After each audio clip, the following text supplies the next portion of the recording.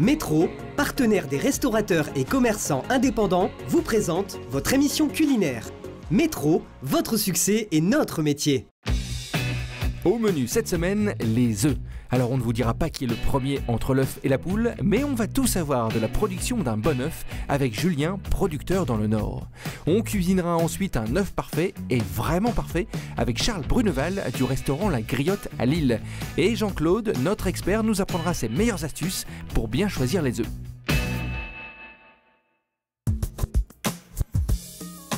Voici Julien. Il est producteur d'œufs et éleveur de poules pondeuses depuis 1983 à Aubert dans le Nord. Chez lui, les poules sont en plein air, les œufs sont bio et les journées sont bien chargées. Ma journée, c'est de m'occuper de mes poules, de vérifier qu'elles aient à manger, qu'elles aient mangé, qu'elles aient à boire, qu'elles se portent bien. Et ensuite, c'est de pouvoir conditionner les œufs qu'elles ont pondus le matin. Et chez vous, ça représente combien d'œufs par jour? Donc on va tourner entre 4300 et 4400 œufs par jour selon le démarrage du lot. Donc en fin de lot, c'est un peu moins, mais souvent ça reste assez linéaire. Est-ce que vous pouvez nous expliquer précisément ce qu'est un œuf bio?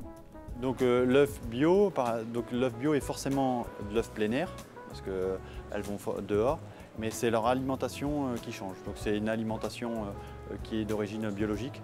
Donc moi je ne produis pas mes céréales, donc j'achète mon aliment bio. Chez vous, les poules sont en plein air, ça veut dire qu'elles sont libres de faire ce qu'elles veulent? Alors une poule plein air va dormir dans son bâtiment et une fois qu'elle a pondu et mangé, elle a accès au parcours qui est réglementé. Donc en bio, on a 4 mètres carrés par poule et à l'intérieur, c'est 6 poules au mètre carré. Une poule, c'est fait pour vivre pas forcément enfermée et son parcours, ça permet de gambader, de gratter le sol, de trouver des insectes, c'est la vie de la poule. Vous qui êtes producteur d'œufs, on a envie de savoir quelle est votre recette préférée. La plus simple, l'omelette, ça va vite, c'est bien. Voilà, vous en savez un peu plus sur la vie et le travail d'un producteur d'œufs bio de notre région. Sur notre site internet weo.fr, on vous glisse quelques recettes pour cuisiner au mieux les œufs.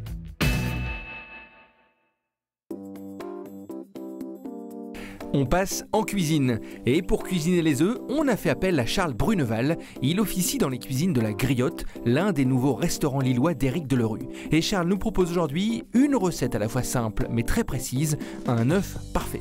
Vous allez tout comprendre de cette cuisson qui porte très bien son nom. Et si vous voulez vous en sortir à la maison, on va vous donner toutes les astuces et même les alternatives.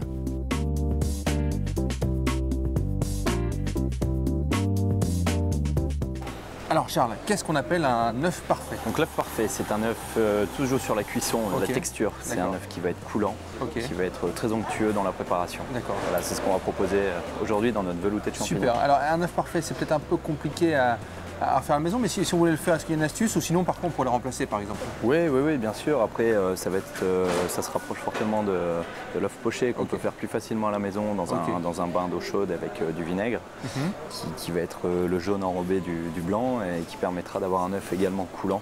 D'accord, donc on a de l'eau, un petit peu de vinaigre et on fait cuire l'œuf dedans, on le casse dedans directement dans l'eau. Avec un effet de tourbillon qui permet au jaune, au blanc d'enrober le jaune. Et ça combien de temps de cuisson? Ça c'est très rapide. L'œuf poché, on le plonge une dizaine de secondes, le temps que le blanc recouvre complètement le jaune. Parfait. Voilà. Donc voilà, une bonne astuce. Pour garder le jaune vraiment coulant. C'est la clé du plat. Ok, bon alors et là aujourd'hui, cet œuf parfait, comment on va l'accommoder? On a fait le produit de saison, on a travaillé un champignon, donc champignon de Paris, qui a été fait avec des échalotes, oignons sués. On y a mis nos champignons préalablement coupés. Nous crémons. Et voilà, on a notre velouté. Donc ça c'est un velouté de champignons assez simple. Assez classique, voilà, tout à fait. Important, choisir ses produits, utiliser des champignons qui se tiennent bien, d'une belle texture. Pour avoir un produit qui ne rejette pas trop d'eau et une belle texture. Toujours pour le goût. On a notre velouté ici, donc qu'on a préparé. Donc en plus c'est une recette qu'on peut, alors, à part l'œuf, évidemment on peut tout préparer un petit peu en amont. Complètement, des choses très simples. Le tout est de bien choisir. Donc ça, on est déjà au dressage presque en fait. C'est déjà. Donc ici, on a réalisé notre velouté avant.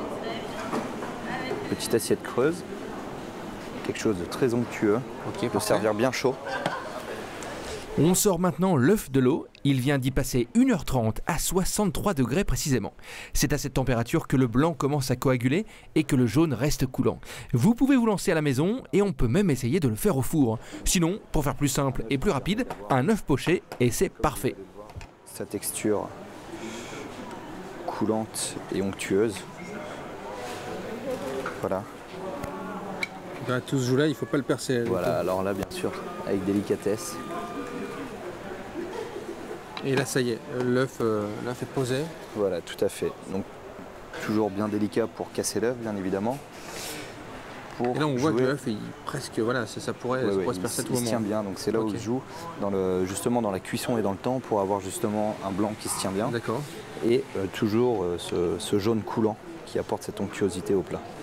Donc là, on va jouer un peu sur les textures. On a fait des croûtons de pain de mie qu'on a fait colorer dans un beurre clarifié. Bon, dans un beurre, c'est tout à fait réalisable. Ok. On va toujours bien assaisonner son œuf.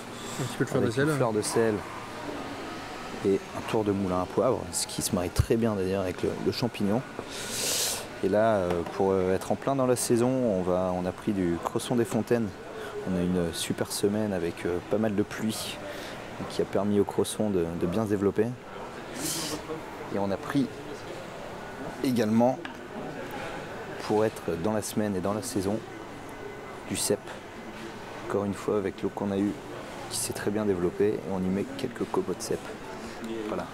Pour rappeler, bien sûr, le champignon. Et ici, qu'est-ce que c'est ça ici? Alors ici, on a fait une huile de cresson. Comment on fait une huile de cresson? Voilà, donc on prend notre cresson, on le blanchit. D'accord. Donc c'est vraiment un passage très rapide dans l'eau bouillante. Ok. Bien refroidir. Et ensuite, on le mixe, voilà, avec notre huile, qu'on assaisonne bien évidemment. Une huile vierge? Une huile neutre. Okay. Donc on ne prend pas d'huile d'olive qui aura un goût trop amer, mais vraiment une huile neutre. Voilà, et ça va réveiller un peu ce plat qui va très bien se marier avec l'œuf. Et là, c'est un plat qu'on vient... Ah là, c'est un plat en générosité. Il ne faut pas hésiter à prendre l'ensemble, vraiment tout prendre ensemble. Et voilà. Bon, parfait, merci beaucoup. Avec plaisir, Maxime. Cet œuf parfait porte parfaitement son nom. C'est onctueux, délicat et avec le velouté de champignons, l'accord est extra. Faites ça à la maison, vous ne le regretterez pas. Pour revoir toutes les astuces et conseils de Charles et retrouver l'adresse de son restaurant La Griotte, vous connaissez le chemin, weo.fr.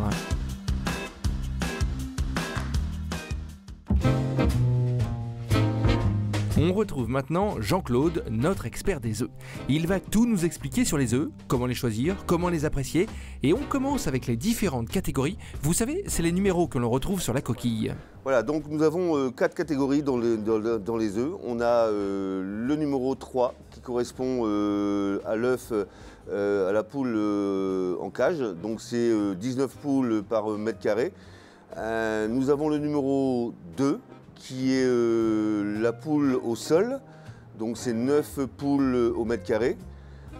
Nous avons le numéro 1 qui est la poule plein air, donc elle aura 4 mètres carrés pour pouvoir consommer. Et on aura effectivement le 0, idem 4 mètres carrés, par contre une alimentation bien définie pour qu'on puisse avoir l'appellation bio. Je conseillerais et je mettrai en avant l'œuf plein air pour le bien-être animal. Donc on sera sur des œufs 0, 1 ou 2. Voilà. Et je ne conseillerais pas l'œuf numéro 3 où la poule n'est pas dans son élément optimal pour prendre un œuf. Donc je conseillerais plus entre le 0, le 1 et le 2. On se retrouve souvent avec des œufs de taille différentes. Tu peux nous aider à y voir un peu plus clair? Alors, nous avons différentes tailles dans les œufs, effectivement. On a 45 grammes. On appellera ça un tout petit œuf. Donc c'est environ 45 grammes. Hein. Ça va de 45 à 52. On aura 52 à 63, où là on sera sur une taille moyenne. Nous aurons de 63 à 73 gros œufs. Et au-dessus de 73 grammes, parce qu'on parle en grammes, donc au-dessus de 73 grammes, on aura des extra gros. Alors il y a des petits, des plus gros œufs, et alors dans quelle situation on peut les utiliser? Alors l'intérêt de prendre des gros œufs, c'est effectivement pour différents corps de métier. Les boulangers utilisent les œufs pour leur pâtisserie, pour différentes utilisations. La restauration aussi, qui veut donner aussi une grosse omelette sur son assiette. Donc voilà, chaque calibre correspond à une cible client. Il y a aussi la couleur des œufs qui varie. Tu peux nous en parler ? Alors, les couleurs, effectivement, on peut avoir des œufs bruns, on peut avoir des œufs blancs. Et donc, ça sera uniquement la race de la poule qui va faire qu'on aura un œuf brun ou un œuf blanc. En Europe, nous, on consomme des œufs de couleur brun. Voilà. Donc, ensuite, le jaune, effectivement, on peut avoir des nuances de couleur sur le jaune d'œuf. Et là, c'est uniquement l'alimentation qui va permettre effectivement de donner un jaune plus intense ou moins intense. Et alors, dans quel cas utiliser tel ou tel œuf ? Alors un œuf restera un œuf. Au niveau nutritif, ça ne change pas grand-chose. On va juste faire une différence avec l'œuf de caille qui a 2 fois plus de vitamines qu'un œuf de poule. Il y a aussi des œufs d'autruche où là effectivement on est sur des gros calibres. Par contre un œuf d'autruche c'est 15 omelettes quoi.